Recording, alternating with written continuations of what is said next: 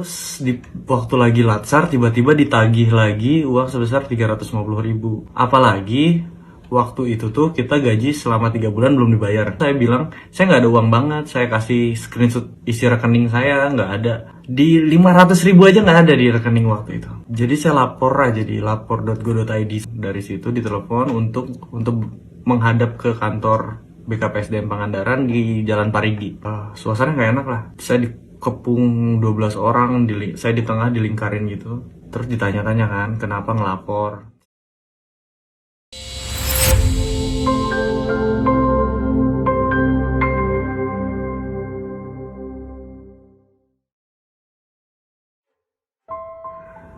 Assalamualaikum warahmatullahi wabarakatuh. Saya Husen. Saya minta maaf kalau memang jadi perhatian banyak orang.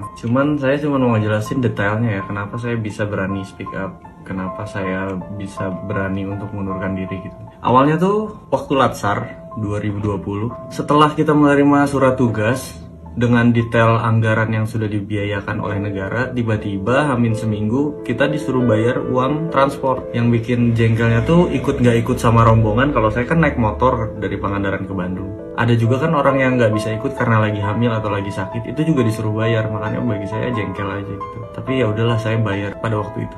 Terus di waktu lagi latsar tiba-tiba ditagih lagi uang sebesar 350.000. Ya walaupun under sejuta lah, bagi beberapa orang mungkin bukan seberapa, tapi bagi kita nih agak berpengaruh gitu. Apalagi waktu itu tuh kita gaji selama 3 bulan belum dibayar. Benar-benar belum dibayar, lagi dirapel katanya. Oh ya udah gitu, cuma kan jadi berat banget gitu. Sampai yang nagih tuh saya bilang saya nggak ada uang banget. Saya kasih screenshot isi rekening saya, nggak ada. Di 500.000 aja nggak ada di rekening waktu itu. Jadi saya lapor aja di lapor.go.id. Saya kasih cantumannya, saya kasih screenshotan penagihannya, saya kasih bukti transfernya di situ dengan kata-kata yang baik, dengan kata-kata yang saya pikirkan bersama teman-teman saya.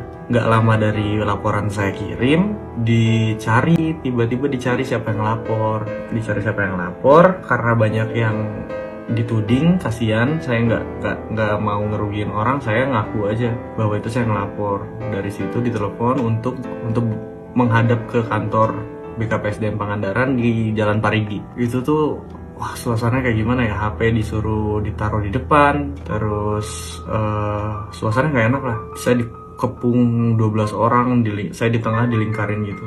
Terus ditanya-tanya kan, kenapa ngelapor. Saya bilang, ya karena saya keberatan, saya nggak bisa bayar uang yang saya nggak tahu ini uang untuk apa, urgensinya apa gitu. Terus mereka beralibi bahwa sebenarnya uangnya ada, cuman direfocusing untuk COVID. Tapi ini maaf ya, kan saya walaupun masih muda nih, saya kan maaf nih sekali, saya kan nggak goblok gitu. Saya gini-gini juga sarjana 1 saya teh, nggak bisa.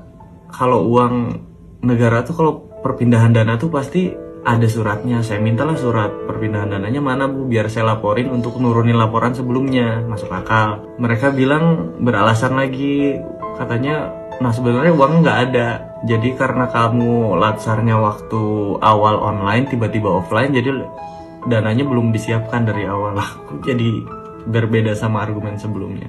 Saya nggak akan nyebut nama orangnya ya, karena sampai sekarang saya belum ada dikontak sama pihak Pangandaran. Setelah itu di sidang lah, ada 6 jam kali saya di kantor, di sidang, disuruh nurunin, diancam dipecat. Nah ini diancam dipecat juga lucu sih. Kamu katanya kalau laporan ini nggak diturunkan bisa dipecat karena bisa dianggap merusak nama baik instansi.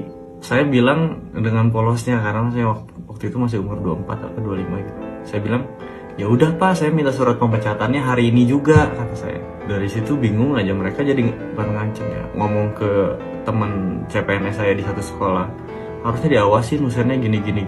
Jadi ngerugiin banyak orang, saya jadi nggak nyaman. Sekolah saya didatengin, dicari masalahnya ada apa, padahal baik-baik aja sekolah saya. Jadi saya merasa dirugiin gitu, maksudnya dirugiin, diancamnya ke orang lain. Saya nggak bisa tuh, kalau ngancam ke saya nggak masalah, cuman kalau ngancam ke orang lain itu berat lah bagi saya. Dari situ dipanggil lagi minggu depannya lagi untuk nurunin laporan. Ya udahlah, saya capek karena banyak yang dirugiin. Saya nurunin laporan sampai bulan Maret 2022. Itu tuh ada kasus lagi di instansi itu. Katanya ada CPNS yang ngambil uang kas. Tapi kok proses persidangannya nggak kayak saya gitu. Saya di sidang kayak saya tuh koruptor gitu, kayak saya tuh pembunuh gitu. Segitunya lah pokoknya, saya nggak bisa nerangin secara detail ya. Tapi kok yang jelas-jelas ngambil uang kas ini nggak ada sidang kayak saya, nggak ada rame-rame kayak saya. Saya tuh dulu ya, waktu saya ngelamar grup kabupaten itu, kalau Husein nggak nurun laporan, SK satu kabupaten nggak akan turun. Semua nyerang saya, pasti itu. Semua nyerang saya. Karena mereka nggak tahu masalahnya, cuman taunya kalau Husein nggak nurun laporan, SK nggak akan turun. Semua nyerang saya. Saya pun jadi beban, akhirnya nurunin lah. Di bulan Maret itu karena ada orang yang ngambil kas itu, saya merasa sakit hati karena beda perlakuannya.